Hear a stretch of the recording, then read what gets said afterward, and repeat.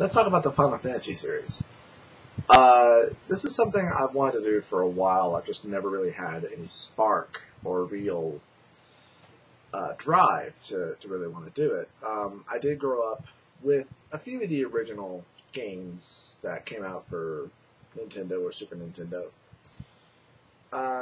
Really just mostly started because I was going through some old episodes of Transmission Awesome on That Guy with the Glasses, and and there were a couple of old posts, mostly in forum focuses, where people were talking about, what their definition of an overrated game was, or just people's top 10 lists of an overrated game. And a game that was commonly mentioned in there was Final Fantasy VII. So, Final Fantasy I for Nintendo, I grew up with it as a child. I remember loving it, never beating it, and never really getting that far. I remember always getting about as far as you get your ship, and then you go to the Elf Land, and that was always about where I would hit the wall.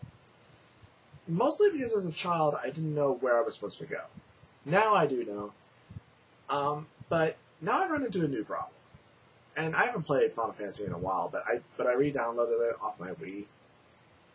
And the problem there is that, the combat mechanic for Final Fantasy I is broken.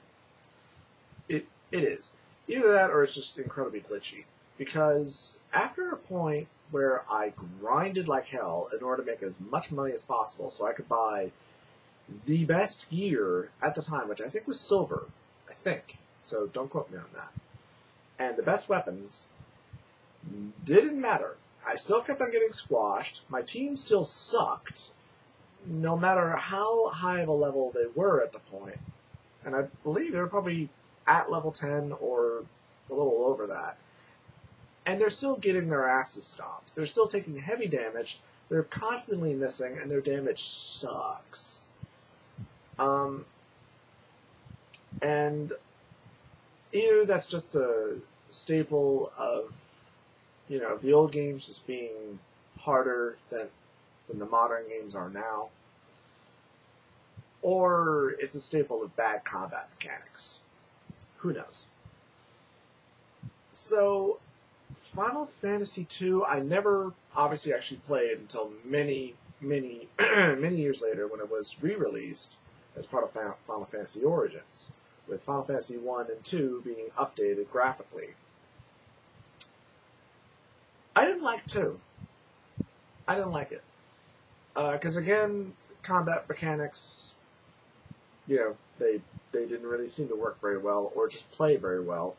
And I got killed very early on, and I didn't like it. I'm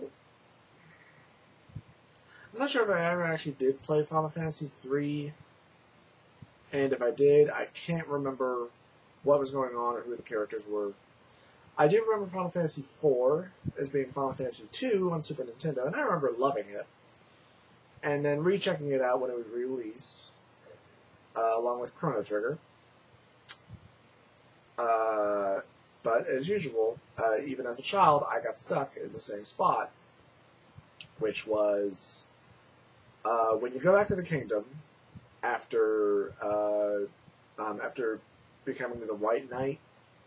I believe it was the Black Knight or whatever it is that the Cecil character becomes or is, and you have to go past the knight who the Baron's guard, who turns into a 4-armed or a 6-armed monster, and you have to fight him. I do remember at one point being able to get past him, but then I fought the Baron. I don't remember if it turned out that he was just an imitation of the Baron or what, but he turns into an element that you have to fight, and he completely stomps your ass. And the problem I have there is the fact that the last save point was like back in a cave somewhere. So the second I lost, I realized I gotta go through all that crap again. I'm not doing that. Click. Now, I'm gonna stick. Now, this is probably gonna sound blasphemous, but I'm gonna skip 5 and 6 because my memory on them is pretty vague. I'm pretty sure I played them, I just can't remember which one was which because it's been a long time since I played them. But obviously, I would like to go back and play those, but I don't own them. So, just gonna skip those and go right into 7. 7, which I didn't play until after I played like part 10. And obviously what I couldn't get past then was the fact that how goofy a lot of the animation looked for a lot of the characters. How everybody looked incredibly stumpy with the oversized heads and the oversized hands and arms. But I remember enjoying it. I never beat it or never got that far, but I did enjoy it. Part 8 I didn't like at all. I remember I rented it and thought it seemed interesting, but really didn't like how they handled a lot of things, mainly the character customization, how it seems very OCD and very, very anal with the fact of you have to customize your character so not specifically, but obviously you want your character to be the best, but in order to be the best, you have to learn certain types of magic, but you can only learn that from combat or whatever. I don't care. I don't like that. That's stupid. And the fact that you have to do that every single time you switch out characters, that's stupid. That's bad. That's very bad. And I really didn't like it. I really didn't.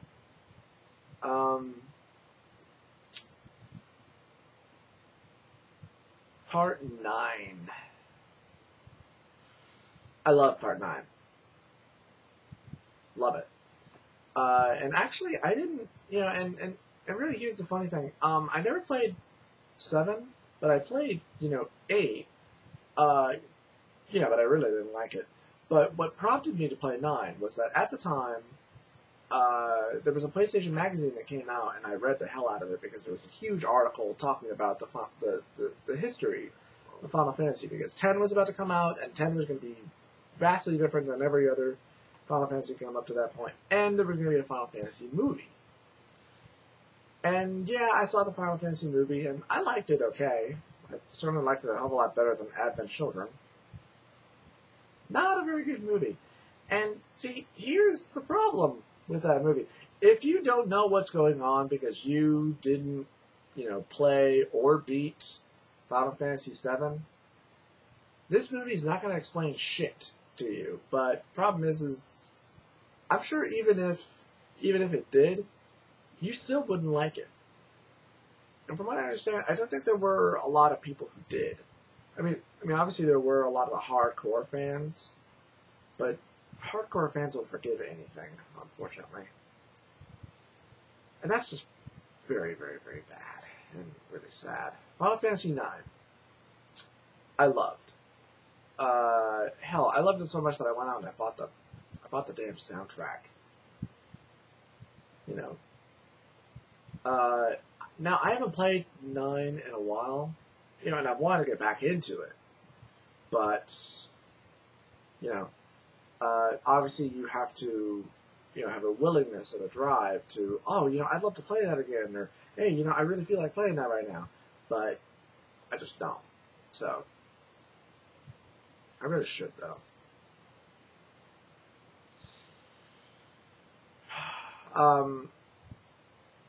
Final Fantasy X. I played this game, obviously, when it first came out, and I loved it. Didn't really notice the flaws until sometime later.